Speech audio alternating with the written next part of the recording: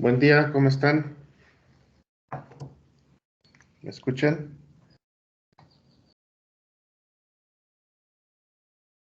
Bueno. No, doctor, buenos días. Sí, se escucha. Ya, profesor. Ok, vamos a continuar. Nos quedamos ayer en esta diapositiva. Acuérdense que estamos viendo propiedades, de las propiedades físicas nos faltaba esta, que es la tabla de interpretación para valores de conductividad hidráulica. Esta tabla también sirve de referencia para velocidad de infiltración. Los valores, en todas estas tablas que están de referencia para hacer la interpretación, ahí tengan cuidado. No necesariamente los valores medios son los puntos óptimos o los rangos óptimos, los intervalos óptimos. Eso depende de cada propiedad. Aquí en este caso, vean, está marcado en rojo los valores que esperamos como adecuados. Si nos vamos a valores muy altos, pues es obvio que el agua no se va a retener en el suelo, se infiltra, se va. Si nos vamos a valores muy bajos, pues es todo lo contrario. El agua no permea, el oxígeno, el aire no permea, aunque esto es obviamente para agua. En otros casos, como lo vamos a ver, el valor óptimo a veces va a ser el más alto, por ejemplo, materia orgánica. En las tablas de materia orgánica, mientras más materia haya, mejor. En otros casos, el valor adecuado va a ser el más bajo. Por ejemplo, carbonatos en el suelo. Carbonatos totales, carbonatos activos. El valor óptimo será el más bajo. Lo ideal sería que no hubiera o fueran muy pocos, que prácticamente apenas se detectaran en el caso de carbonatos y bicarbonatos. Entonces, cada propiedad pues tiene su lógica de interpretación. Esto lo aclaro porque de aquí en adelante vamos a ver varias tablas de interpretación, como ya vimos algunas hacia atrás, más estas, para que tengan cuidado en los valores adecuados de cómo se interpretan. Por el lado de las propiedades químicas, esto complementa el análisis de fertilidad, que realmente un análisis de fertilidad se centra principalmente en propiedades químicas, porque vamos a evaluar, o se trata de evaluar, el aporte nutrimental de manera importante. La materia orgánica, el pH, los carbonatos, la SiC, la conductividad eléctrica. Hay algunos suelos que no traen conductividad eléctrica en el análisis de fertilidad, porque eso lo consideran en análisis especial cuando se hace en el extracto de saturación. Ahí es donde se mide conductividad, porque normalmente se mide en una relación, en extracto de saturación, o puede medirse en una relación 1:2. Aquí faltaría, en dado caso, conductividad eléctrica, que a veces viene, a veces no viene en las salidas de varios laboratorios. Lo importante es que sí se haga, aunque sea en una relación 1:2, porque la correcta para medir conductividad, que se acerca más a lo que está pasando en el suelo, es cuando se mide en extracto de saturación. En una relación 1:2 es una parte de suelo y 2 de agua. Se diluyen las sales en realidad.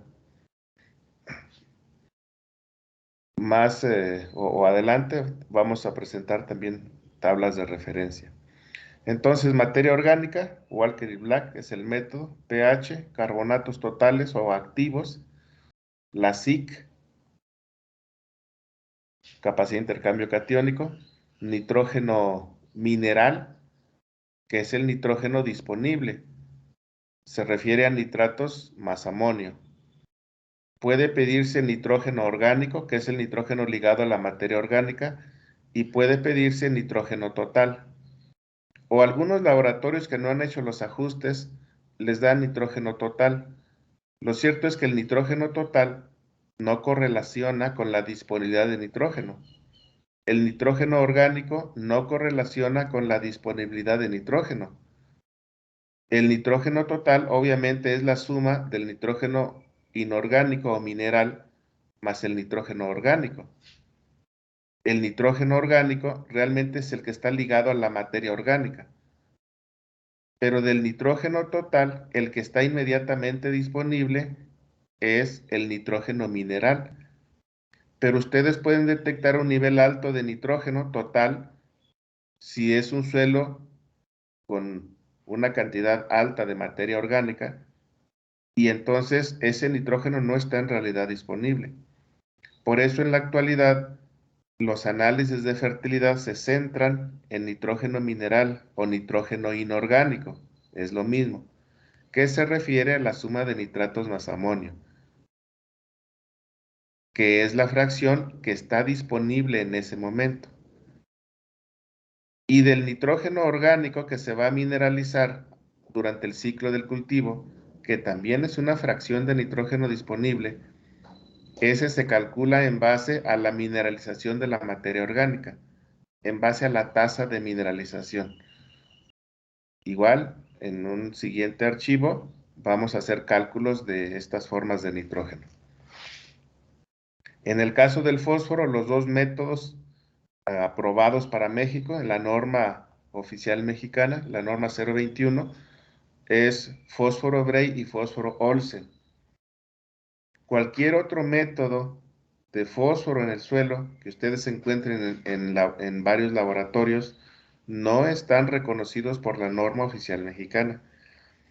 Eso significa también que en varias salidas de laboratorio que ustedes tengan para interpretar sus análisis, porque en la mayoría de los casos el usuario, los productores, los técnicos, a veces no tienen el cuidado de mandar sus muestras de suelo a laboratorios certificados.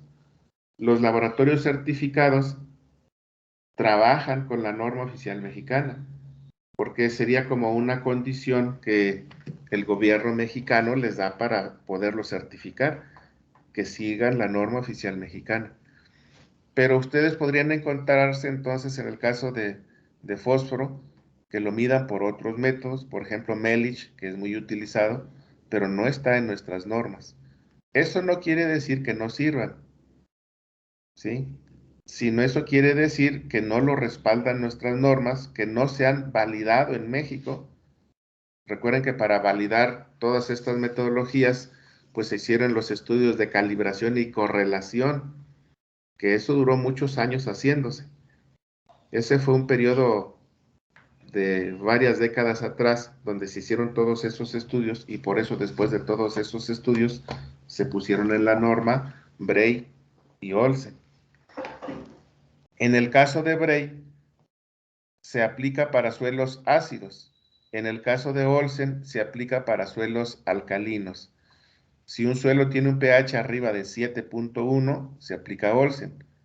De 7 hacia abajo se aplica Bray. En realidad, si el pH fuera alrededor de la neutralidad, 6.8 o de 6.5 a 7.5, podríamos darle ahí ese rango. Si lo aplican de 6.5 a 7.5, prácticamente cualquiera de los dos métodos que utilicen puede funcionar. Pero si se aleja el pH ya muy por arriba de 7.5, donde ya decimos que tenemos problemas de alcalinidad, el método que más correlaciona para evaluar la disponibilidad de fósforo es el Olsen. Y igual, si fueran suelos con problemas de acidez, el que más correlaciona o correlacionó en todos esos estudios que se hicieron de correlación y calibración fue Bray. Pero ya como norma se toma pues un punto de referencia, un punto de partida. De la neutralidad hacia abajo, ácido Bray. De neutralidad hacia arriba, Olsen. Las tablas que vamos a ver después están hechas en ese sentido, por si tienen Bray o tienen Olsen. Otro parámetro u otros parámetros que tienen que ver con la SIC, pero que hay que ver esa SIC por qué está ocupada. Recuerden que la SIC mide la capacidad de intercambio catiónico, que es cuántos cationes están adheridos a esa capacidad que tiene el suelo. Y de los cationes se mide potasio, calcio, magnesio y sodio. El sodio no es un nutrimento, por eso muchas veces luego no se estima o no se mide. Pero sí es importante medirlo porque la suma de todos los cationes intercambiables debe ser igual al valor total de la SIC, obviamente expresados en centimoles de carga por kilogramo o expresados en miliequivalentes por 100 gramos. El total de la SIC en cualquiera de las dos unidades de expresión, si ustedes suman potasio, calcio, magnesio y sodio en cualquiera de esas unidades, la suma total debe ser equivalente a la SIC medida. Un error que cometen varios laboratorios, y es muy común, prácticamente la mayoría de los laboratorios. La SIC la estiman, o la reportan más bien, sumando a los 4 cationes, potasio, calcio y magnesio, más sodio. La suma de esos 4 reportan que eso es igual a la SIC. En teoría sí. En teoría sí debe ser. Pero ¿cuál es el error? El error es que para obtener SIC, tú debes hacerla por el método para medir SIC. Existe un método para medir capacidad de intercambio catiónico. Así como existen los métodos para medir cada uno de los cationes: potasio, calcio, magnesio y sodio. Luego entonces, cuando les reportan la SIC como la suma de los cationes, asumen que los cationes fueron determinados correctamente, que ese laboratorio o que esas determinaciones no tienen error. Si eso fuera cierto, entonces sí es correcto que la SIC se estime como la suma de los cationes intercambiables. Pero como ese es un punto de control en los errores, más bien de control de los errores en los laboratorios, sí, uno debe medir SIC por su método particular y los cationes por su método particular, y al final los enfrentamos. Si la suma de todos los cationes, potasio, calcio, magnesio, sodio, es equivalente a la SIC medida por su método particular, entonces se convierte en un punto importante para decir que nuestras determinaciones están siendo confiables, porque se sacaron por métodos independientes y coinciden. Porque ustedes pues ya deben saber o recordar ahorita que cuando yo mido SIC, en realidad lo que estoy midiendo en el fondo de esa determinación es la cantidad de carga negativa que está en la superficie de las partículas. Y esa cantidad de carga negativa que está en la superficie de las partículas es lo que le da al suelo la capacidad de absorber cationes. Por eso es que la suma total de cationes no puede ser superior a la carga negativa que está en la superficie de las partículas, que se está estimando como una capacidad de esa carga de intercambiar cationes. Se cumple nuevamente aquí.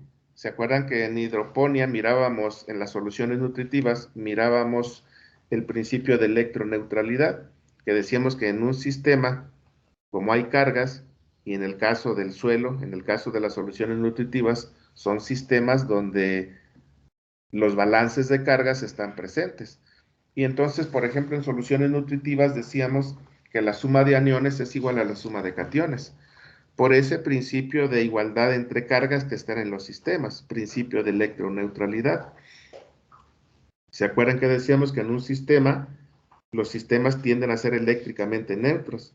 Y para que los sistemas sean eléctricamente neutros, entonces debe haber un balance de cargas. Por eso la suma de aniones es igual a la suma de cationes. Exactamente aquí, para este fenómeno de capacidad de intercambio catiónico, está operando ese principio. La suma total de cargas positivas que son todos los cationes intercambiables, pues debe ser igual a la suma total de carga negativa que está en la superficie de las partículas dada por la capacidad de intercambio catiónico, que es la que se estima. Por eso esa igualdad, que la suma total de cationes debe ser igual a la SIC, medido por métodos diferentes o por los métodos específicos cada uno de ellos. Ese es el principio. Y desde luego no quiere decir que otros cationes no participen en juego. También recuerden que normalmente los micronutrimentos, estos 4 que están aquí, más otros que haya, porque en un medio no solamente hay estos 4 cationes. Hierro 2+, manganeso 2+, zinc 2+, cobre 2+, también níquel 2+, los metales pesados, mercurio 2+, plomo 2+, cromo 2+, cadmio 2+, son cationes también.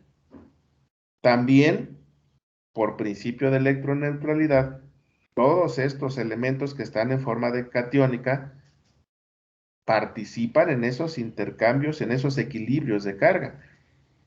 ¿Por qué los dejamos fuera? Por cantidad.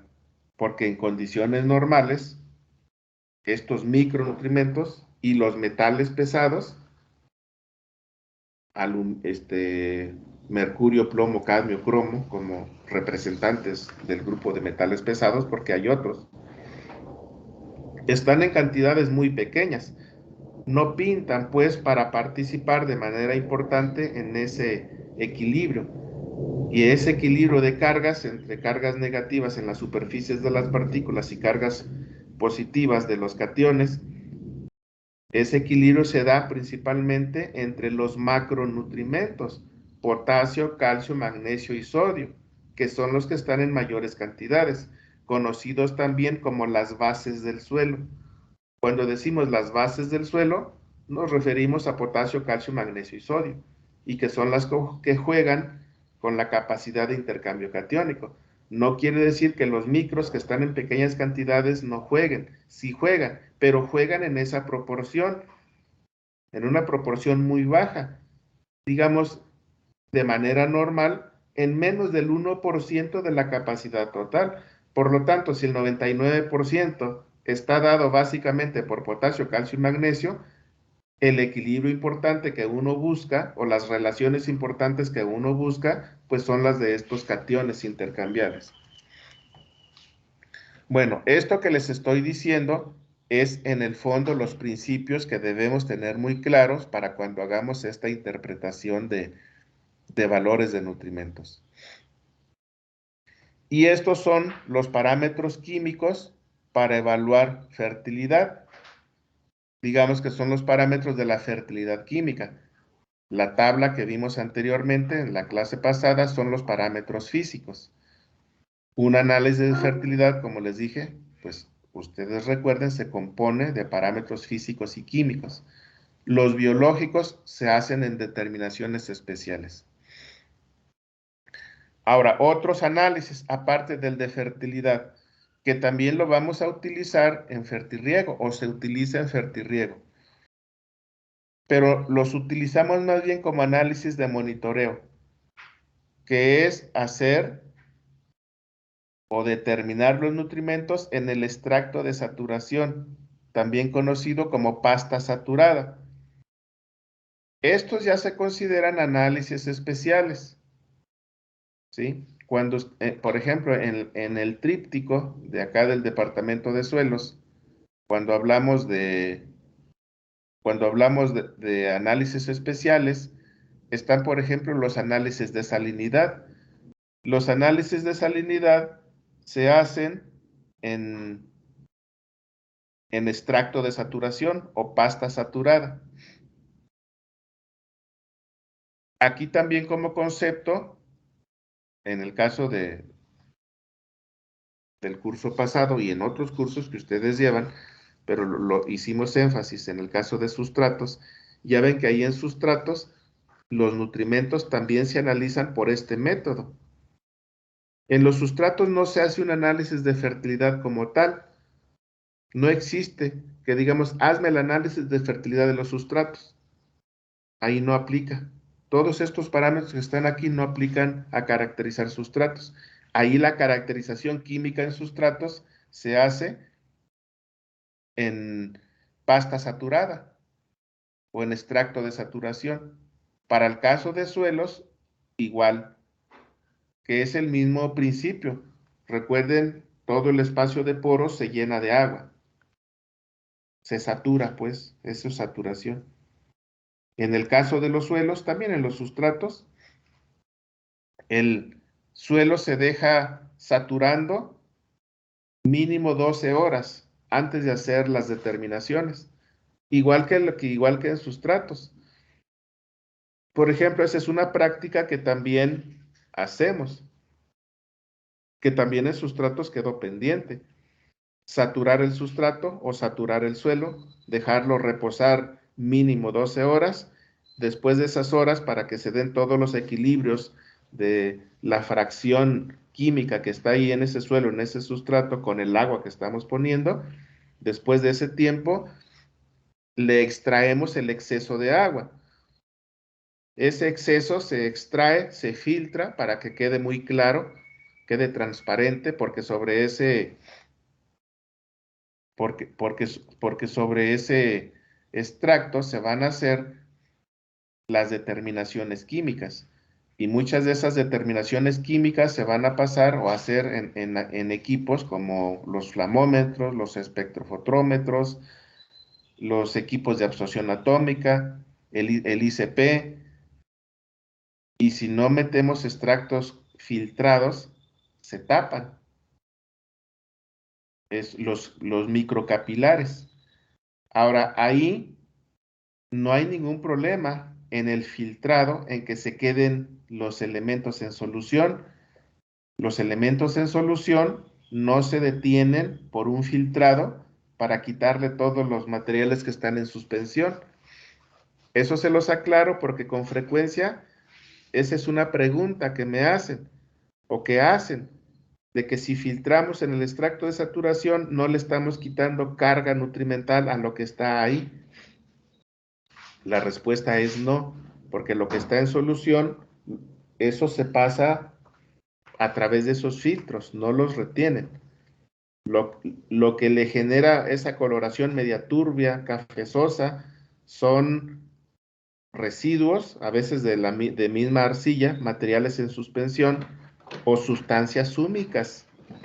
Sustancias húmicas que cuando se hace el extracto de saturación, si es un suelo rico en materia orgánica, el filtrado va a salir de coloración café, ¿sí? Desde café claro a cafés oscuros. Si lo hacen en un sustrato rico en materia orgánica, por ejemplo, una composta, una vermicomposta, igual, hacen el extracto o sacan el extracto y está casi negro. Esas coloraciones negras están dadas por las sustancias húmicas. Que no están en solución, ¿eh? Recuerden que las fracciones húmicas no forman soluciones o no son soluciones, son suspensiones. Y lo que vamos a evaluar por muchas técnicas en estos equipos son materiales en solución, no en suspensión. Bueno, ese es el procedimiento. Y también, obviamente el extracto de saturación se hace en suelo, en muestras de suelo separadas del sitio, como en las muestras que ustedes tomaron, como las que describimos en clases pasadas. Pero directamente en suelo, en el sitio, sin tomar muestra de suelo, más bien in situ, vamos y podemos extraer también la solución del suelo. Esto se hace con lo que se conoce como tubos de acceso a la solución del suelo o chupatubos, que en la clase pasada preguntaba, no me acuerdo quién, creo que Alberto, que si hacíamos una práctica de la instalación de los tensiómetros.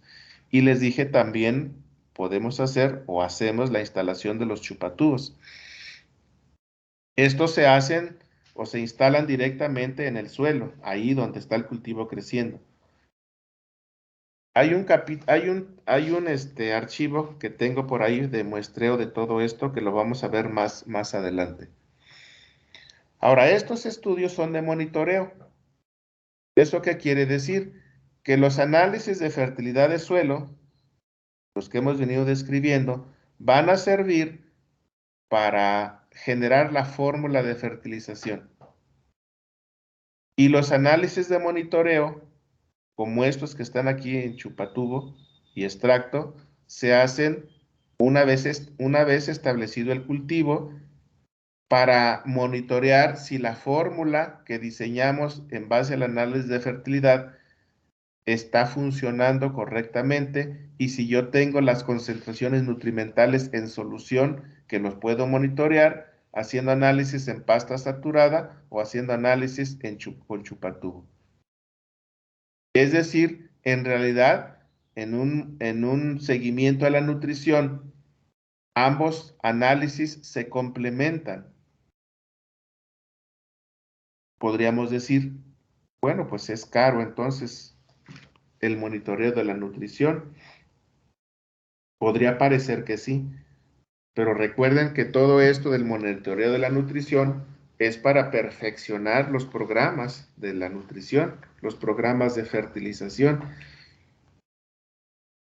y debe verse como una inversión, no como un costo.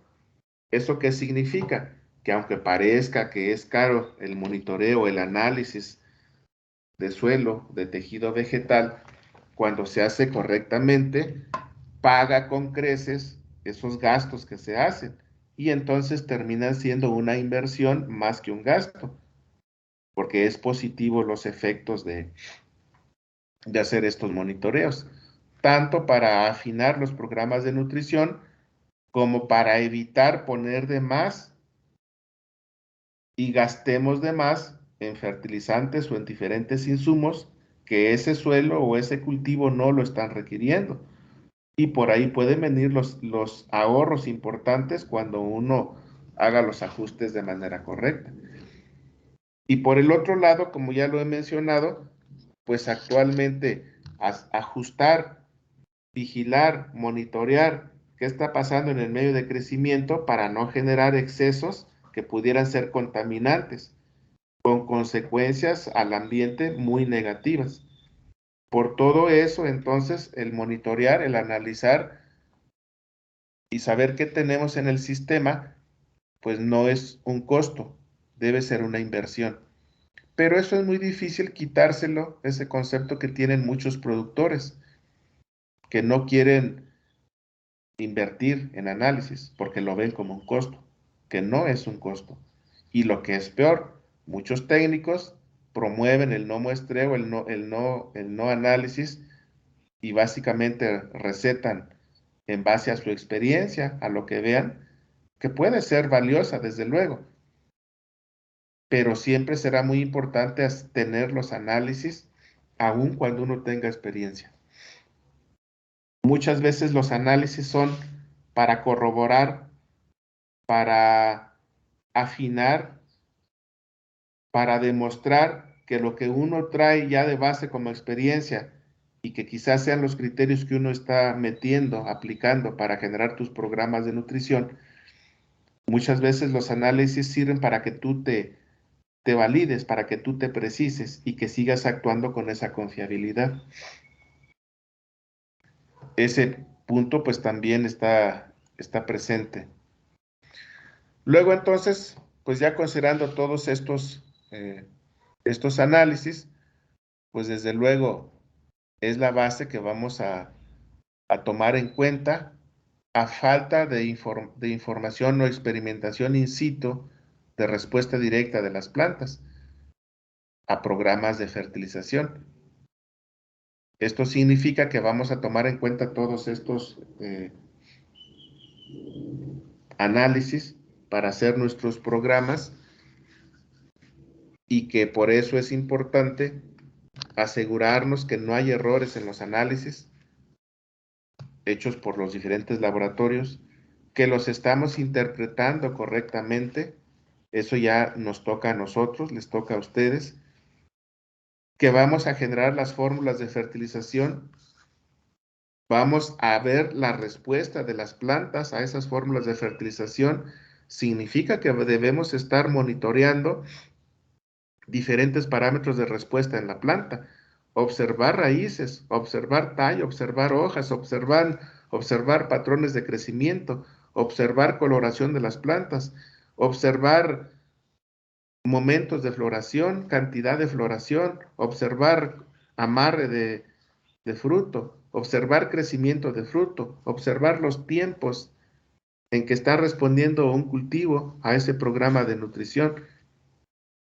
Esto es parte del seguimiento directamente en la planta, que finalmente la planta va a integrar todo lo que esté pasando en el medio.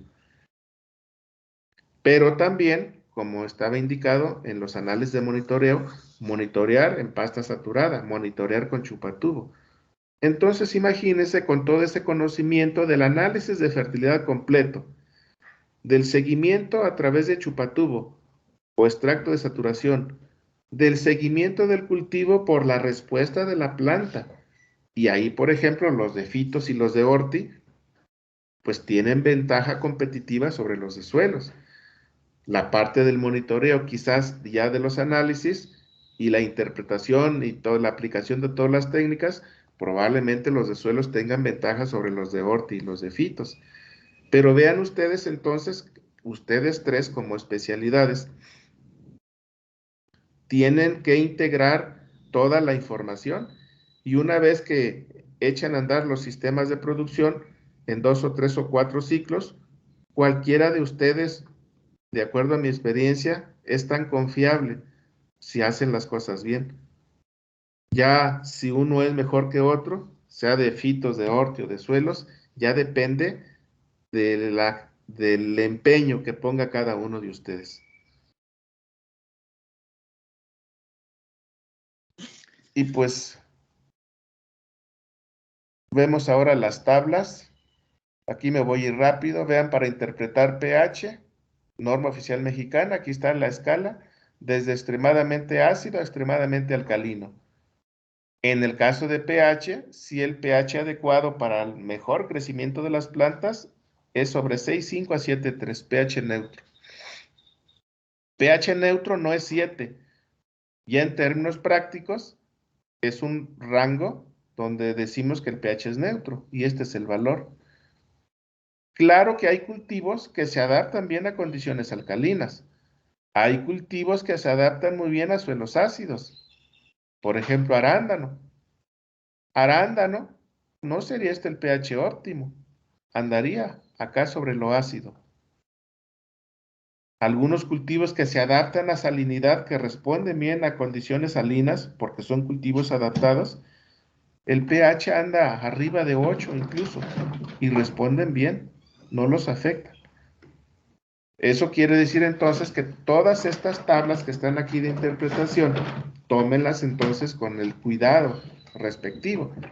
Así como ya les mencioné que no siempre el valor medio es el que buscamos, como sería el caso del pH neutro, sino que pero si yo ya voy por ciertos cultivos, el pH óptimo para arándano no lo voy a buscar aquí al centro, me voy a la parte ácida. El arándano crece bien entre un pH entre 4,5 a 5,5. Ese es el rango. Si ya lo quieren más estricto, o un punto, digamos alrededor de 5 a 5,5 máximo. De 5 hacia abajo, ¿sí? 4,5. 4,5 a 5,5 es el pH del arándano. Bueno, ahí está la escala. La conductividad eléctrica. Vean aquí medido en extracto de saturación. Norma oficial mexicana. El valor que tenemos para decir un suelo libre de sales o extremadamente salino. Por ejemplo, un suelo normal, fértil, sin problemas de sales, tiene una conductividad eléctrica menos de 1. Cuando en un suelo ya su conductividad eléctrica es de 1 a 2, es un suelo bajo en sales, porque aquí esta tabla está clasificando al suelo, ubicando al suelo por la acumulación de sales. pero normalmente ya será un suelo aunque esté de 1 a 2, que decimos bajo en sales, pero ya la carga nutrimental que trae en la solución es alta, ¿eh? La carga nutrimental quiere decir que ya es un suelo con niveles altos de nutrimentos en el medio. No para que manifiesten un efecto salino, es diferente. Porque un suelo fértil puede tener conductividad menor de 1 y tener la capacidad suficiente de nutrir a las plantas de manera óptima. Y su conductividad, aquí diría libre de sales, bajo en sales. Entre 1 y 2 es para un suelo que ya lo tenemos sometido a fertirriego, donde ya traemos un programa de fertilización medio a intenso, donde muy probablemente no es el primer ciclo del cultivo. Ya traigo varios años de cultivo intensivo, sometido a programas de nutrición con fórmulas de fertilización medias a altas. Ya son cultivos semi-intensivos o intensivos, fertirriego y de varios años. Esos ya te pueden dar, ya sus valores típicos no es abajo de 1, ya está entre 1 y 2. De hecho, un suelo sometido a fertirriego podríamos decir que lo ideal, lo óptimo de concentración de sales, de nutrimentos, ahí en el suelo, andan entre 1 y 2. Cuando un suelo sometido a fertirriego ya está de 2 hacia arriba, ya me está marcando muy claramente excesos, efectos negativos, ¿sí?, de lo que estoy poniendo en mis programas de nutrición. Todavía no me da para que yo declare que es un suelo salino, porque eso ya es un problema fuerte de acumulación de sales. Cuando un suelo sometido, o más bien manejado con todos estos, pues, sistemas de producción intensiva, ya encuentro valores entre 2 y 4, quiere decir que ya traigo varios años, incluso décadas, de manejar ese suelo con excesos de aplicación de fertilizantes. Y si no fueran tantos años en los que yo he metido ese suelo a ese cultivo intensivo, si son pocos años, digamos menos de 10, y no digamos, o con más razón, si fueran ni siquiera todavía 5 años, y que yo partí de un suelo con niveles de sales acá, libre de sales, y que en unos cuantos años, menos de 5, menos de 10, o incluso menos de 5, ya lo traigo acá entre 2 y 4, quiere decir que he hecho las cosas demasiado, muy mal. Quiere decir que he abusado de la aplicación de muchas sustancias, que en el sentido estricto, eso no quiere decir que nos permitamos que después de varios años de cultivo, más de 10, pasemos de un suelo, digamos en este rango, entre 0.5 a 2, que podríamos decir normal, no hay ningún problema de salinidad, fertilidad adecuada.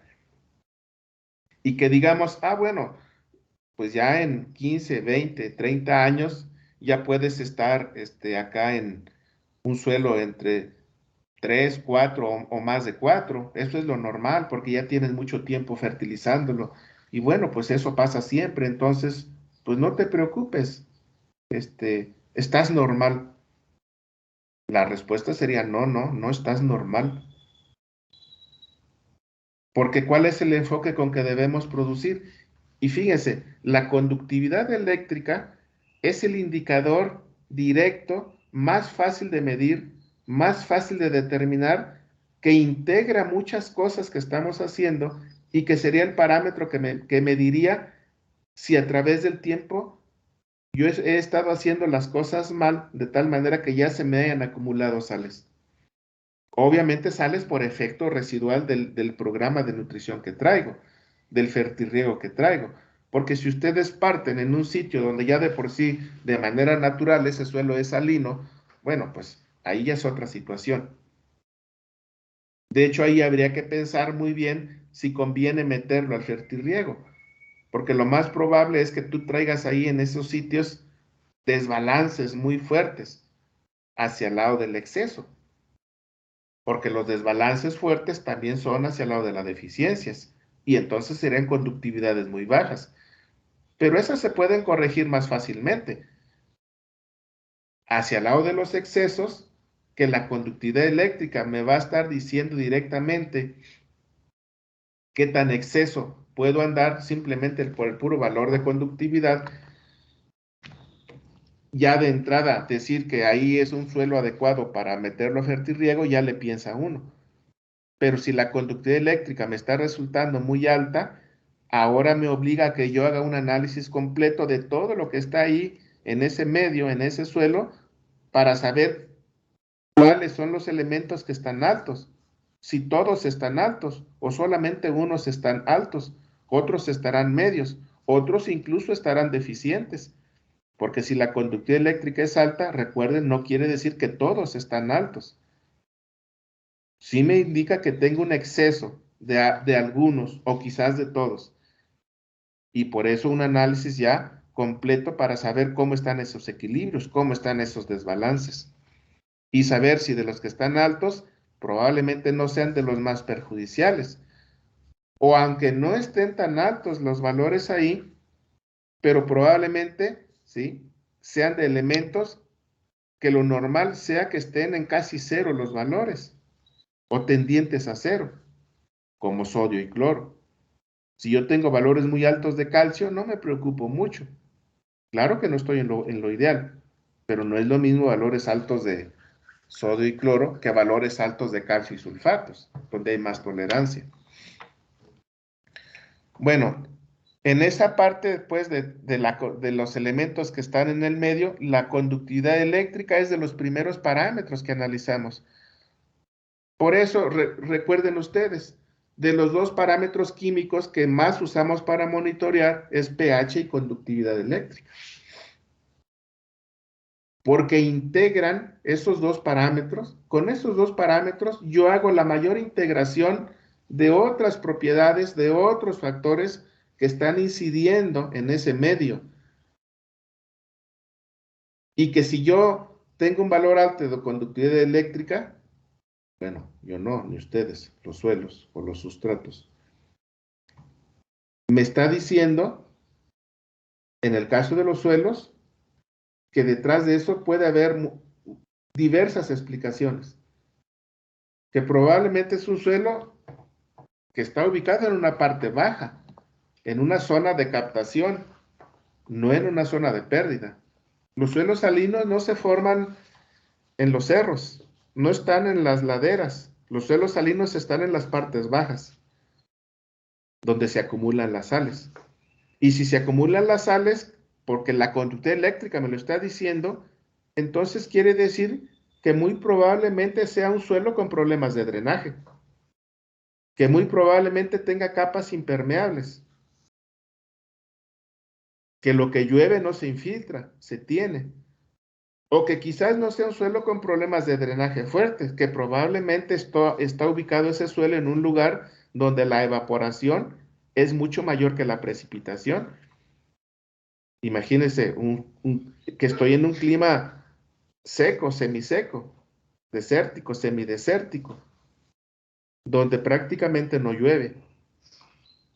Y por eso a lo largo de los años, eso es cuestión incluso de cientos de años o miles de años, un problema de ese tipo. Y lo puedo detectar por la conductividad eléctrica. Claro que al tener el valor de conductividad eléctrica, yo debo interpretar por qué ese valor. Pero si por posición en el paisaje, por cuestiones climáticas, no me explican esos valores y es un suelo sometido a la agricultura, entonces es muy probable que la causa de esa salinidad sean las prácticas agrícolas, las prácticas de manejo que yo tengo involucradas en ese predio. En otros casos, los altos valores de conductividad eléctrica, en muchos lugares que están sometidos no a fertirriego, sino al riego, es la elevación del nivel freático, como ha sucedido en los distritos de riego en varias partes del país y del mundo. Hablemos de Sinaloa, hablemos de Sonora, hablemos de algunas zonas incluso en el centro del país. Aquí en Tlaxcala hay unas zonas, en Puebla hay unas zonas donde el nivel freático se ha elevado y entonces es muy sencillo explicar salinidad de niveles freáticos elevados. Por exceso de riego rodado. Recuerde que el riego rodado por muchas décadas pues implicó poner láminas excesivas de agua. En lugares donde el drenaje a través de todo el perfil es lento, abajo capas impermeables, se eleva el nivel freático y ahora tiene un nivel freático a 1 metro o hasta más superficial, 1,5 metros. Ahí recuerde también que para los cultivos, dependiendo de cada cultivo, debe tener un suelo libre de agua. Para muchos cultivos nos pide 2 metros. El nivel freático debe estar 2 metros por debajo de la superficie. En otros casos con 1,5 metros. En otros casos 1 metro. Pero ya en cualquier situación, incluso cultivos de raíz, digamos anuales, como muchas hortalizas ornamentales, que no exploran todo el perfil, que exploran las primeras capas de suelo nada más, que no son frutales, que no son cultivos perennes, a veces le pedimos mínimo 1 metro. Pero si el nivel freático está a 1 metro, porque fue subiendo, antes estaba quizás a 2 metros, pero allá en la capa, ese nivel de agua en la capa ya de capas de arenas, eso sobre todo en partes planas. Recuerden que en partes planas son suelos aluviales, no son suelos in situ, son suelos aluviales. Y allá a los 2 metros, a los 3 metros, hay varias capas de material grueso, desde gravas, arenas finas. Y la parte del suelo, pues es, ya dependiendo de cada lugar, puede ser 1 metro, 1,5 metros, hasta 2 metros de suelo. Pero el nivel freático por debajo en la capa de materiales gruesos. Luego entonces el nivel freático está desconectado de la parte fina. Pero cuando el nivel freático sube, que el nivel del agua se pone sobre la parte fina, entonces se va a manifestar lo que ustedes conocen de los suelos de textura fina, la capilaridad. Y entonces ya se inicia un flujo de agua por capilaridad desde el nivel freático y sobre todo mientras más cercano esté a la superficie del suelo. Al 1,5 metros a 2 metros, si ya hay textura fina, ya hay movimiento de agua importante por capilaridad. Puede estar el nivel a 1 metro, pero si a 1 metro está aislado en una capa de material grueso y solamente usted tiene medio metro arriba de suelo fino, aunque el nivel freático no esté tan profundo, aunque esté más o menos superficial, pero lo tiene desconectado de la parte fina del suelo.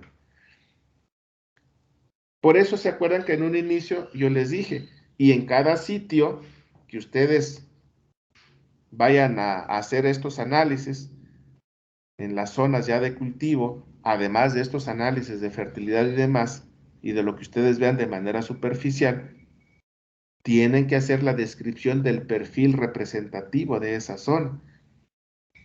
Porque conociendo el perfil representativo de esas zonas de estudio, es como nos podemos dar cuenta de esto que ahorita yo les estoy platicando, sobre todo en partes planas.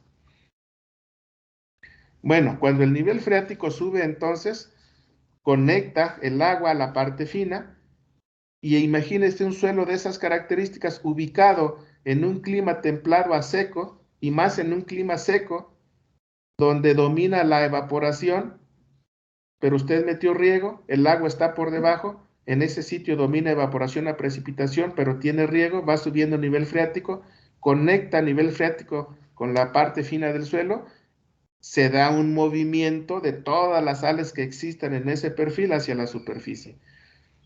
Y entonces es posible que la superficie, la capa arable, pues, Cuando usted va y hace el análisis de fertilidad, va a encontrar acá en la superficie ya valores, quizás no arriba de 4 para que sea un suelo salino, o quizás sí, pero ya valores altos de conductividad eléctrica.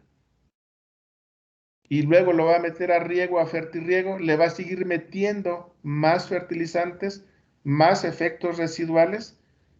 Recuerde que los fertilizantes son sales y todos los fertilizantes generan dos efectos residuales de manera importante. Un efecto residual salino y un efecto residual sobre el pH. En general, los fertilizantes le modifican el pH del medio. Y los fertilizantes, como son sales y las eficiencias de utilización nunca son del 100%, son menores. Siempre habrá efectos residuales. Y ubicado usted en un sitio donde no hay drenaje, donde no hay infiltración del agua a lo largo de los años, terminan acumulándose todo lo que sobre en ese suelo. Y en el caso de suelo sometido a fertirriego, pues sales de los fertilizantes. ¿Qué va a pasar con el tiempo? Incremento de la conductividad eléctrica cada vez más. Por eso es que, de acuerdo a la experiencia y en muchos sitios, lo normal es, eso, y eso no quiere decir que sea lo correcto. Lo normal es, porque es el fenómeno que resulta, es que a medida que pasa el tiempo, la conductividad eléctrica se incremente, se incremente, se incremente. Por eso hay que tener cuidado de cómo se manejan todos estos parámetros.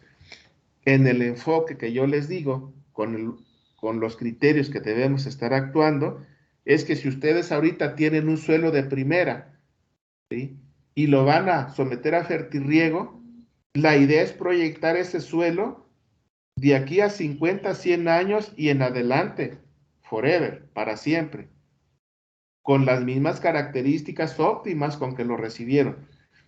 Si ustedes reciben un suelo con propiedades no en balance, fuera de lugar, después de varios años de cultivo, porque tampoco es tan fácil modificar muchas propiedades del suelo. Esto es cuestión de tiempo.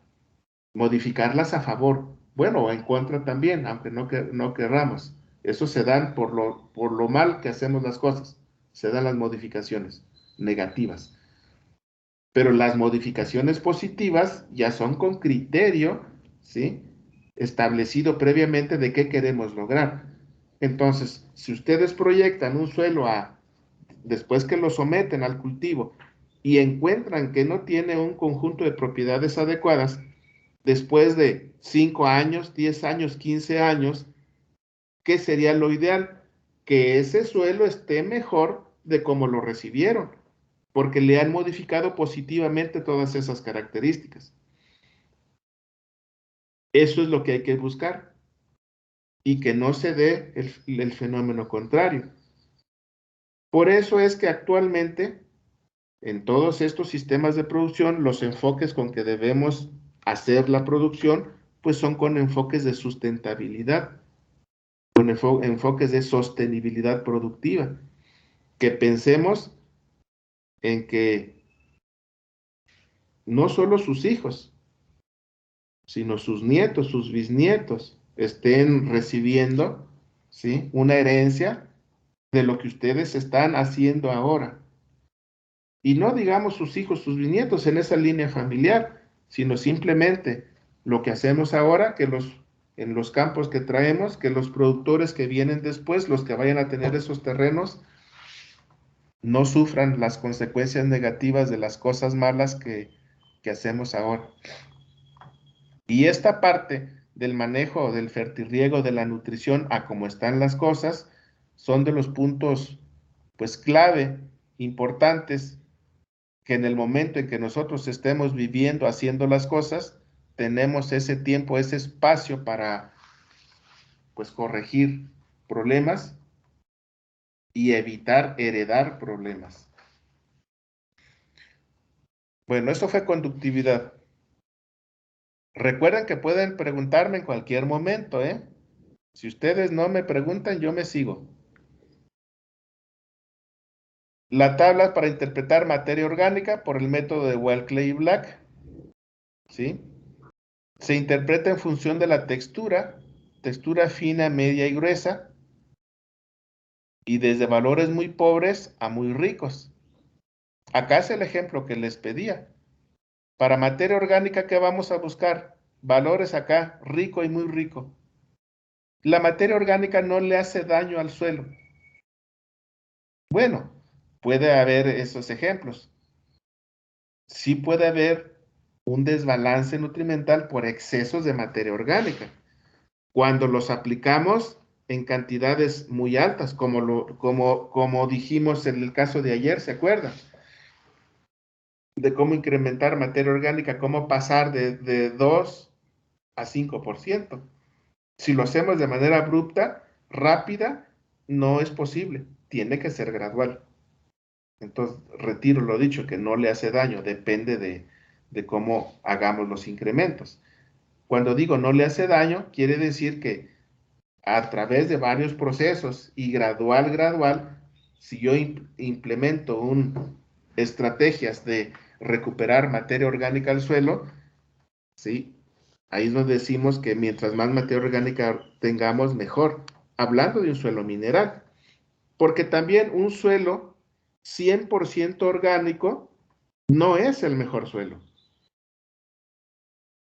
El mejor suelo realmente en composición es un suelo que mezcla o que tiene una fracción mineral y una fracción orgánica, ambas fracciones. Y normalmente el mayor porcentaje o proporción de lo que debe constituir un suelo es la fracción mineral. Por eso el perfil del suelo o la composición del suelo es ese esquemita que hemos venido manejando. De todo lo sólido que veo, de todo el espacio que yo veo de suelo, ya ven que el 50% son poros, el otro 50% es material sólido, de eso el 45% es mineral, el 5% materia orgánica. Y eso es lo ideal. Cuando decimos que la materia orgánica no nos hace daño, que mientras más mejor, pues es enfocado sobre todo o tomando de referencia un suelo agrícola, que tiene 1 a 2% de esos suelos agrícolas que traemos sometidos al cultivo desde hace 200 años. En México tenemos suelos sometidos al cultivo todavía de hace 200 años, cuando tenían 4 o 5% de materia orgánica o más, y hoy están en 0.5%, fácil el menos del 1%. Nos piden a gritos materia orgánica. Ahí es donde decimos que mientras más materia orgánica pongamos, mejor. Si la subimos a 3, a 4, a 5, a 6%. Que va a haber muy pocos ejemplos donde se haya hecho eso. Si algo ha hecho el hombre con los suelos es degradarlos. Si ustedes ven la historia de los suelos a nivel mundial, suelos que eran naturales, vírgenes, que tenían funciones, otras funciones, con comunidades de vegetación natural, los sometimos a cultivo, y si hoy evaluamos las propiedades de esos suelos, prácticamente no hay ejemplos de suelos que estén mejor hoy, después de décadas de cultivo. La resultante es que hoy los suelos están peor de como los recibimos. Bueno, aquí está la interpretación de niveles de materia orgánica. Esta fuente, que está de Castellanos porque es el autor principal, todas estas fuentes están en el libro de análisis de interpretación de análisis de suelo y agua del doctor Castellanos. Pero ese libro lo hicieron, podríamos decir, 3 pilares de la fertilidad y nutrición en México: el doctor Castellanos, el doctor Uvalle Bueno y el doctor Aguilar Santelices. El doctor Aguilar Santelices, obviamente ya murió, fue profesor del departamento de suelos, ¿sí? Entonces, este libro que está aquí integra toda la información que se ha generado en Chapingo, en el colegio, ¿sí? Obviamente con el doctor Uvalle, el doctor Castellanos, ellos eran de INIFAP. En su momento, cuando hicieron este libro, pues desde luego vivía el doctor Santelices, que era profesor del departamento de suelos.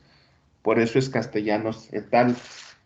Pues eso integra toda la filosofía de pues en general, digamos, de Chapingo y del Colegio de Posgraduados. Todos los estudios que yo les digo que se hicieron atrás, antes de todas estas tablas que están aquí, pues es la información que se generó, bueno, no solo en Chapingo, pues, pero sí, Chapingo, el colegio han sido actores principales de la generación de toda esta información a lo largo de tantos años, como ha sido el INIFAB, el INIA, en su momento, antes de lo que era el INIFAB, era el Instituto Nacional de Investigaciones Agrícolas, el INIA, antes de que fuera INIFAB era INIA, Instituto Nacional de Investigaciones Agrícolas, o INIFAB, y después se unió con la de Recursos Hidráulicos, con la famosa SAR. Y bueno, también todos los profesionistas del campo mexicano que han generado información. No podemos descartar a la NARRO, no podemos descartar a las facultades de agronomía de distintas universidades estatales del país. Toda esa información que se generó por décadas está integrada en todas estas tablas que estamos viendo, que muchas de ellas, como ustedes lo pueden ver, están en la norma oficial mexicana. Otras están publicadas, generadas por investigadores, pues que han compilado mucha de esta información, pero que es el resultado de muchos trabajos de mucha gente. Por eso, si ustedes no hicieron textura en laboratorio, con que ustedes la detecten en campo, si ustedes tienen un análisis que no tiene textura, para poder aplicar estas tablas, tienen que tener textura en fina, media y gruesa. Y ya dijimos que eso lo sacan al tacto. Los de suelos, todos. Y digo los de suelos porque son los que tienen más práctica en estas determinaciones en campo. Que con ustedes tengo la duda de qué tan diestros, más bien qué tan hábiles son para hacer esta determinación en campo. Ya saben que se hace con la mano más sensible. En el caso de los hombres, dicen que la mano más sensible es la izquierda, los que son diestros. La mano derecha la tienen atrofiada, hacen textura con la mano izquierda. Ahí lo pregúntense ustedes por qué. Esa respuesta no se las voy a dar. Para suelos andosoles aplicamos otra escala, ¿sí? Ahí ya no aplica textura, simplemente valor directo de materia orgánica, desde muy pobre a muy rico. Por ejemplo, vean ustedes aquí, de 3.5 a 5, es pobre o moderadamente pobre, o incluso desde 2 a 5. Compárenlo con esta escala, ¿sí? Ya de 2 hacia arriba, ya de 2 es medio. Y ya más de 4 o más de 4, de 3 o 4 ya puede ser muy rico, dependiendo de la textura. Para un andosol, vea dónde estamos. Para un andosol, valores ricos o muy ricos es 12 o más. Todo el centro del país, en general, aquí aplicamos todos los suelos derivados de cenizas volcánicas, todo lo que es el eje neovolcánico, esta es la escala, no la anterior. Esto es para suelos minerales estrictos, no andosoles. Y para suelos del desierto, que de por sí nacen con muy poca materia orgánica, esta es su escala. Ven ahí, más de 2, ya lo consideramos rico. Ahí tengan cuidado cómo juzgan materia orgánica. Nitrógeno inorgánico o mineral, es lo mismo. Y ya dijimos es nitrato o es amonio. Recuerden que estas son las formas minerales de nitrógeno, aunque su origen sea orgánico. Cuando decimos nitrógeno inorgánico, nitrógeno mineral es nitrato y amonio, que son las formas que prefieren las plantas.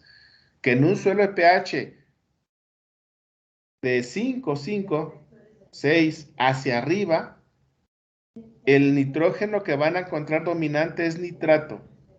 De pH 5 hacia abajo, la forma dominante va a ser amonio.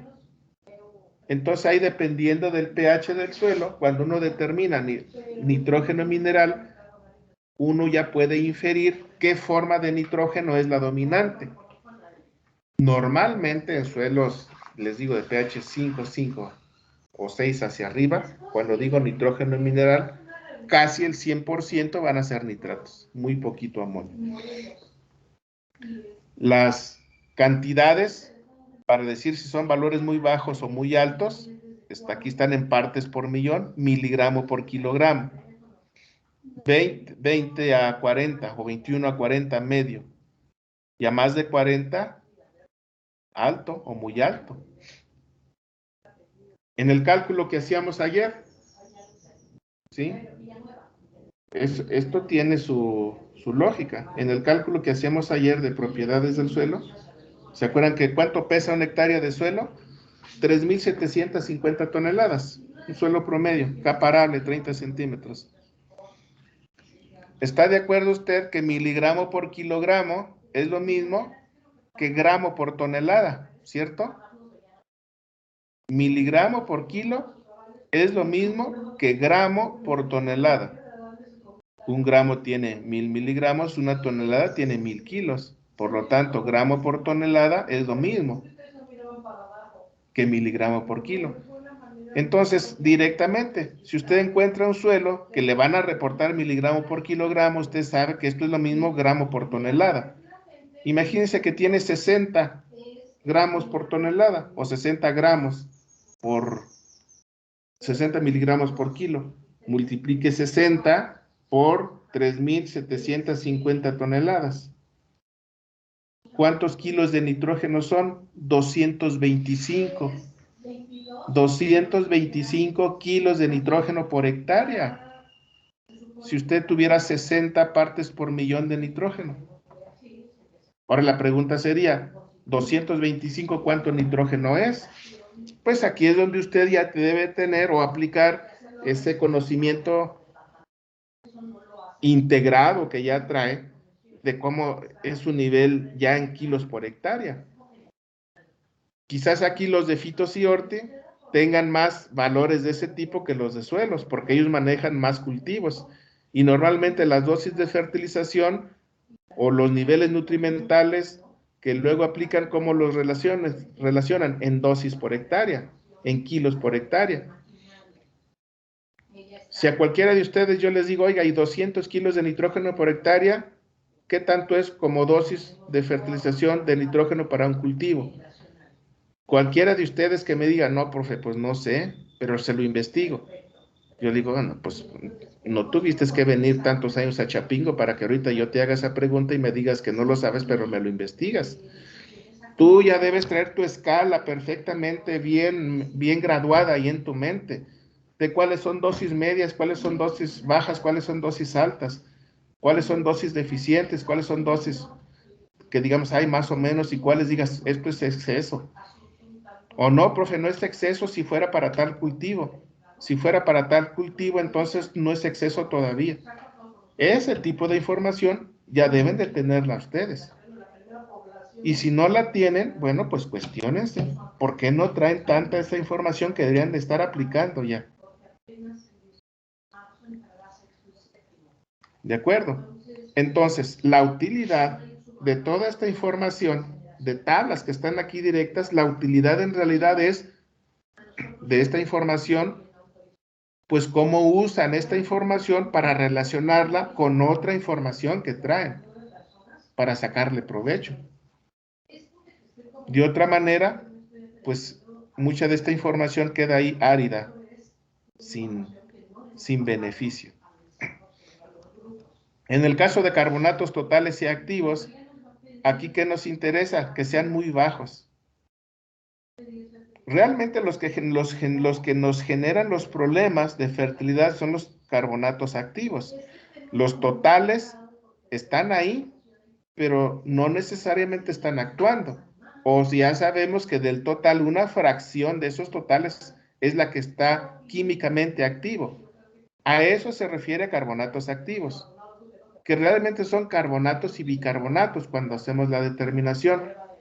Si un suelo tiene pH alcalino, conviene hacerle la determinación de carbonatos totales y activos, porque eso nos va a dar, o va a ser el parámetro que vamos a utilizar para ver la capacidad que tiene un suelo ¿sí? De mantener un pH alcalino. El pH alcalino se amortigua con la alcalinidad del suelo, ¿eh? Y la alcalinidad de un suelo no es el pH como tal. Esa parte ya la habíamos discutido. La alcalinidad de un suelo, de un agua, se mide no por el pH. Allí hay un error o una mal interpretación o una mal concepción que traemos de lo que es alcalinidad. A veces decimos alcalinidad que un suelo alcalino si tiene un pH arriba de 8. Ese más bien sería un suelo básico, suelo con pH básico, eso es lo correcto. Pero ahí hemos malinterpretado o mal usado el término. La alcalinidad, tanto en suelo como en agua, mide la cantidad de carbonatos y bicarbonatos que están presentes, que de manera normal son carbonatos y bicarbonatos de calcio, en primer nivel, carbonatos y bicarbonatos de magnesio, carbonatos y bicarbonatos de sodio, carbonatos y bicarbonatos de potasio. Pero realmente esa es la alcalinidad. Lo que más abunda es calcio, por supuesto. Simplemente en ese complejo de intercambio que hemos estado diciendo del suelo, de la SIC, lo normal, ¿cuánta de esa SIC es calcio? ¿Cuánto de esa SIC es potasio? ¿Cuánta de esa SIC es magnesio? ¿Cuánta de esa SIC es sodio? Un suelo con saturación perfecta de calcio debe tener del 70 al 75% de esa capacidad de la SIC. ¿Eso qué significa? Que el calcio es el catión dominante y muy dominante por arriba de los demás. Normalmente el 70 al 75%. Luego le sigue el magnesio con un 10 a 20%. Póngale 15 de promedio. Al calcio, lo normal es de 60 a 80. Ese 70 a 75 es el punto medio que yo manejo. Póngale 75%, excelente saturación de calcio. 75 más 15 del magnesio, 90. Y luego potasio, ¿cuánto le damos al sodio de manera ideal? Del 6 al 8%. Una buena saturación de potasio. Póngale, en ese valor, 6 a 8%. Ya sería 96, 98%. ¿Y el sodio cuánto debe ser? Ese muy poco, máximo 5%, menos del 5%. Si ya tiene 96 más 4, ahí está su 100. O 98 más 2, ahí está su 100. 2 o 4 de sodio, porque el sodio ideal debe ser 2, 3%. 5 es lo máximo, para decir que no tengo problemas de sodio. Bueno, esos equilibrios de cationes en el complejo de intercambio es lo que más o menos se conserva también de manera general en todo el volumen del suelo. Por eso es que cuando hablamos de carbonatos y bicarbonatos, la mayor parte casi siempre son de calcio, luego de magnesio, luego de potasio, y de sodio no debe haber, porque si ya la alcalinidad en un suelo salino, que ahora el sodio se vuelve importante, pues entonces ya va a tener una alta cantidad también de carbonatos y bicarbonatos de sodio, que son los peores que puede haber en el sistema. Será un suelo con problemas. Por eso, cuando usted determina en el análisis de fertilidad que ya tiene carbonatos y bicarbonatos en cantidades importantes, ahora para saber qué tan malos o qué no tan malos pueden ser, porque finalmente el exceso es malo. Pero si son de calcio, uno dice, no hay mucho problema, manejables. Pero si son de sodio, uno dice, es lo peor, aunque los valores no sean tan altos. Y por eso determinamos también esta propiedad, porque nos ayuda a ver cómo podría haber o manifestarse los problemas del exceso dependiendo con quién estén acompañados. Bueno, es un valor que es parte de lo que se determina en los análisis de laboratorio. Profesor. Sí. Profesor, una pregunta. En caso de que Dígame. tengamos valores mayores al 5% en sodio, ¿qué se hace? Hay que, digamos, si están entre 5 y 10 y hay exceso de sodio, no un problema tan fuerte todavía, pero ya hay exceso de sodio. Ahí, si usted ya tiene eso de sodio, quiere decir que está castigando otros cationes. Una primera instancia para ese sitio es que usted tiene que ver cómo anda el calcio, cómo anda el magnesio, cómo anda el potasio. Y entonces una manera de revertir los excesos de sodio, aunque están ahí en el sistema, es subiendo niveles de entrada de calcio, después de magnesio y después de potasio. Porque si usted ya tiene 8, 9, 10, 15 o más de 15 de sodio, quiere decir que está castigando a los otros, porque de manera normal la suma de potasio, calcio y magnesio casi debe darle 100, arriba del 95%. Si ya la suma de esos tres no le da 95%, si ya le, que es lo ideal, si ya le da sodio 8, 9, 10, 11, 12 o más, pues quiere decir que la suma de potasio, calcio y magnesio anda abajo del 90%. Le va a faltar a esos elementos. Entonces, la primera estrategia cuando ya tenemos excesos de sodio es subir las otras bases para ya minimizar el efecto del sodio, aunque esté ahí. Obvio, esa no es la solución completa.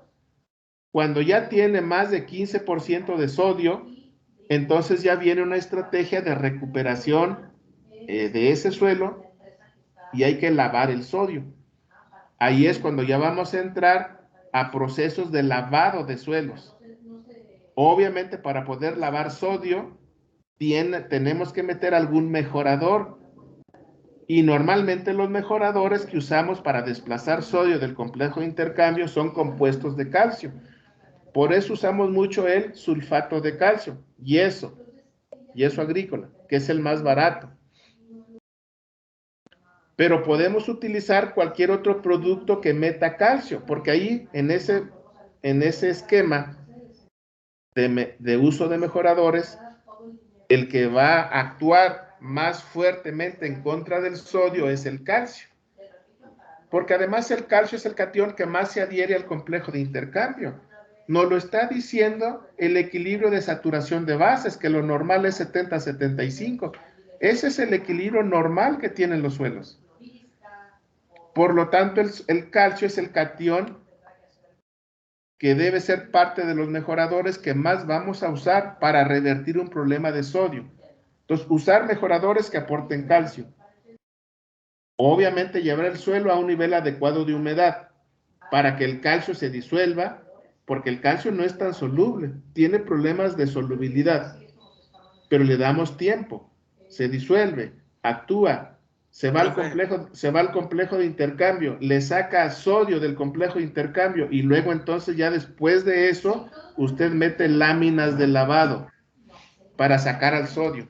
Pero esa es la solución ya final, obviamente sí total, para resolver ese problema. Pero para resolver ese problema y meter esa agua de lavado, ¿sí? Primero tiene que tener un sistema de drenaje. Como ya le dije al inicio, que muchas veces la acumulación de sales es porque no tiene drenaje, pues cuando usted ya tenga un problema de acumulación de sales y si son sales de sodio, además de hacer eso que le estoy diciendo, tiene que establecer previamente un sistema de drenaje en esa parcela para poder meter agua en exceso y lavar al sodio porque ya lo desplazó de los sitios de intercambio y lo quiere sacar del sistema. Establecer una estrategia de recuperación de suelos con exceso de sodio, aunque técnicamente la solución está dada, ya operativamente la logística que usted tiene que hacer para revertir ese problema no es tan fácil. De entrada, un sistema de drenaje tiene que establecerlo en toda la cuenca, en toda el área. Un sistema de drenaje no funciona si lo hace solo un productor ahí en su parcelita y no establece un sistema de drenaje en toda la cuenca.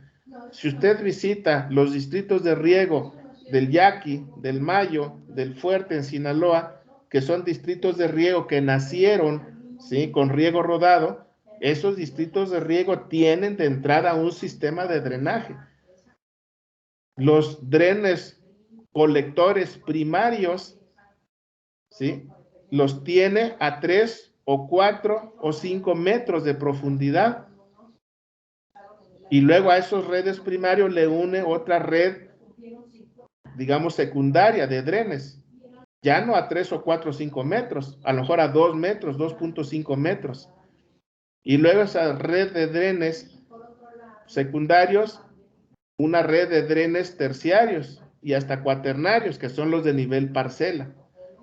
Todo un sistema de drenaje precisamente para lavar el exceso de agua y de sustancias que hubiera.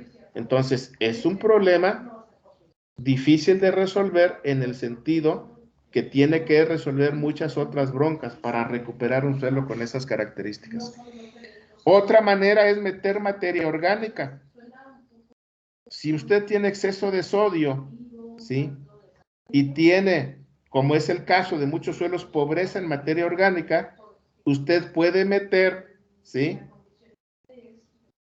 una fertilización orgánica para formar humus en el suelo, para aumentar la capacidad de intercambio catiónico y le inactive excesos de sodio. O si usted trae fertirriego, puede meter humatos de calcio, humatos de potasio, ¿sí? Porque los humatos de calcio, o sea, son sustancias húmicas, grupos carboxilo, saturadas de calcio. Y entonces el calcio se libera y atrapa al sodio y lo inmoviliza, por lo menos momentáneamente. Por eso muchos productos que podemos meter a través del fertirriego son sustancias húmicas, ahí en el agua del fertirriego. Los famosos humatos de potasio, calcio, magnesio, o fulvatos de potasio, calcio, magnesio, o los ácidos carboxílicos, ácidos orgánicos que no necesariamente son humatos y fulvatos, porque en el sentido estricto los humatos y fulvatos son ácidos carboxílicos, pero otros ácidos orgánicos que tienen el grupo carboxilo, ¿sí?, son carboxilatos, y los carboxilatos, acuérdense del grupo carboxilo, carbono, oxígeno y hidrógeno. El hidrógeno es disociable, ¿sí? Si esos carboxilatos en lugar del hidrógeno van metales como potasio, calcio y magnesio, entonces los mete al sistema, le atrapan al sodio y le liberan el potasio, le liberan el calcio, le liberan el magnesio. Está aportando nutrimentos y está aportando una base que le atrape esos excesos de sodio. Esa es otra solución, ¿sí?, digamos, no total, pero que sí es lo que estamos utilizando en la actualidad en problemas que traemos con suelos con ese tipo de ya de características, que normalmente son suelos con varios años de historial ya, pueden ser décadas, sometidos a agricultura intensiva. Y ese problema de acumulación de sodio con frecuencia es un problema del mal manejo que hemos hecho a lo largo de décadas. ¿Alguien me iba a preguntar algo? ¿Sí? ¿No? Sí, yo. Es que no podía prender mi micrófono. Estaba leyendo que igual se hacen las proporciones catiónicas de acuerdo a la textura del suelo. Es decir, en suelos arcillosos, donde pues no hay tanta estructura, se le da un poquito más de porcentaje a magnesio para crear estructura y drenaje. Y pues lo contrario con suelos arenosos, se les da un poquito más de calcio para sí, para la parte nutrimental. O era al revés, no me acuerdo. No, en el orden, el catión que más ayuda a estructurar es calcio. Entonces sí era al revés. Después magnesio, después potasio, en ese orden. Okay. El efecto más importante sobre la agregación, estructuración del suelo y sobre todo cuando hay más arcilla. es donde se va a notar ese efecto. Y el efecto es en ese orden: calcio, magnesio, potasio. Porque el sodio tiene el efecto contrario. Y en realidad comparamos realmente calcio con sodio, porque aunque también el efecto positivo es del magnesio y del potasio, pero es leve. El potasio es muy parecido a sodio, pero el potasio no deflocula. El exceso de potasio no deflocula, es decir, no desestructura. Aquí recuerden que el exceso de sodio se va a manifestar por dos efectos negativos, un efecto físico y un efecto químico. El efecto químico es como elemento tóxico, porque las plantas no toleran excesos de sodio en solución, pero el efecto físico se manifiesta en una desestructuración del suelo, en una pérdida de la agregación. Se hace un suelo de textura masiva, decimos un suelo desestructurado. El término que se ha usado para el sodio, decimos, es un suelo defloculado. Quiere decir que perdió la agregación, y los efectos contrarios al sodio están dados por los otros cationes, y en ese orden: calcio, magnesio, potasio. Y sobre todo el que más usamos es al calcio. Pero los otros también tienen su efecto, sobre todo el magnesio. El potasio ya menos. Pero ese sería el efecto, ¿sí? A esa pregunta que usted hace. ¿Alguna pregunta más? Natalia, tú habías preguntado, ¿verdad? La anteriormente. ¿Te quedó claro? Sí, profesor, muchas gracias. Por ahí escuché la voz de un hombre, o no sé si fue Miriam la que preguntó, No, profe, fui yo. Sí. ¿Cuál era tu duda? Que el lavado de suelo se debe de hacer antes de agregar el calcio a los suelos, pues, con problemas de sodio. No, no, no, no, No me quedó no. muy claro esa. No, es posterior. Primero, cuando se detecta un suelo con problemas de sodio, se le agrega el mejorador y agua, pero solamente para que trabaje el mejorador. No se pone exceso de agua. Digamos, como esto se va a hacer en una parcela ya para eliminar el problema fuerte, se va a hacer con riego por inundación. Entonces, claro que sí le pones exceso de agua, pero solamente para que se moje el suelo, no para iniciar drenaje. Ahí la idea es: está el suelo, digamos, con el nivel de humedad que tenga. Le pones el mejorador, en este caso, por ejemplo, yeso. Normalmente el orden, dependiendo del sodio que quieras corregir o que quieras eliminar del sistema, la cantidad de mejorador a base de yeso anda entre 2 a 5 toneladas por hectárea. Se distribuye en toda la superficie del suelo, se incorpora al suelo, se mezcla con la capa arable, bien mezclado, y luego ya se le pone agua para que se moje bien. La idea es llevarlo a capacidad de campo, pero obviamente pues le pones más agua, porque siempre en riego rodado ponemos más de capacidad de campo. Y entonces se mantiene a capacidad de campo durante los días que siguen. Si ves que ese suelo se seca rápido, le puedes dar otro riego por ahí a los 3, 4 días. Que te dure 8 a 15 días trabajando el mejorador en condiciones óptimas de humedad. Capacidad de campo o ligeramente exceso a capacidad de campo. Trabaja el mejorador. Ya que trabajó el mejorador, implica que el calcio va a desplazar al sodio de los sitios de intercambio y pasas al sodio a la solución. Y ya se empieza a manifestar el efecto del calcio en la agregación. El darle agregación es darle también capacidad de drenaje. Entonces, ya que tienes la actuación del mejorador, que ya tiene cierto efecto de estructuración del suelo, aunque ese es un proceso lento, pero que ya desplazaste sodio y ya está en solución, ahora sí ya vienen las láminas de lavado. Ahí es donde ya vas a aplicar exceso de agua para llevarte al sodio. Y es donde también previamente debes de tener establecido tu sistema de drenaje, porque si no, ¿a dónde lavas? Por eso les digo que técnicamente es muy fácil dar la solución, pero es muy difícil aplicar la solución, porque eso implica obras grandes en toda una zona.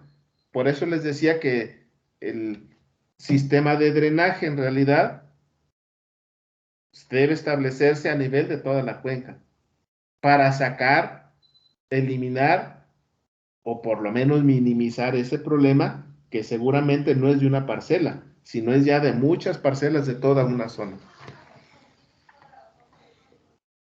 Bien, pues ya estamos en tiempo. Gracias. Si no hay dudas, pues nos vemos el lunes. ¿Sale? Sale, profesor, gracias. Cuídense. De acuerdo, Gracias, profe. Que tenga buen día, profe. Hasta luego. Hasta Hasta luego. Hasta luego, profe. Adiós. Nos vemos el lunes.